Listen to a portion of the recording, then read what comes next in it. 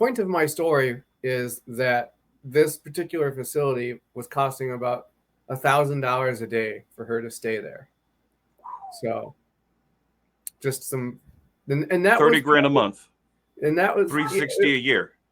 Yeah, right around there, maybe slightly less than that. But this was getting close to a decade ago now, so you can only imagine That what had to be a nice place. it was. That Yeah, had to be a good granted, place. it was a nice place, and she wanted to be there. She could have gone to some other place that was less expensive, but this is the place she wanted to go to, and she had some money still left over, and so she wanted to be there. But yeah, even then, like I said, having had a long-term care policy would have relieved all or most of that cost, and it would have helped her preserve some of those assets. And she was in there for, I want to say, 2 or 3 months, so it cost something like sixty to $90,000 or something she spent in that place. So it adds up quick. Yeah. Oh yeah, it's very, very expensive. Yeah. And even if it was half of the amount that you were talking about, because you said 1,000 a day, might not be that much, but even if it was 500 a day, you're still talking about 15 grand a month. Was it 180 grand a year?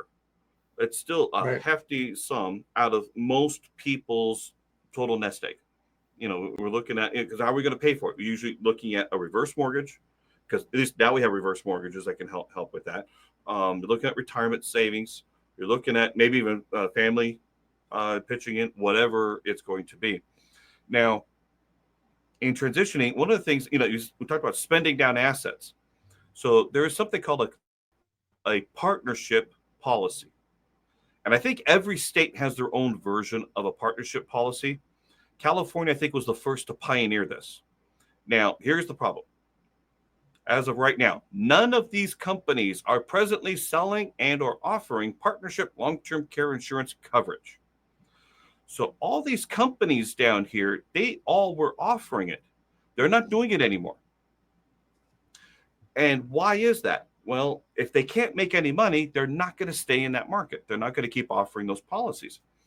And if the agents aren't selling it, that's an issue. There has to be an angle, a way to have that conversation. And as I said up front, this is an uncomfortable conversation that nobody really wants to have. But a good advisor, and any advisor that calls themselves an advisor, a consultant, a planner, and especially if you have the word fiduciary, technically fiduciary doesn't mean what everybody thinks it means. But if they're holding themselves out as a comprehensive financial advisor and they're going to handle everything, they need to at least have had this conversation with you.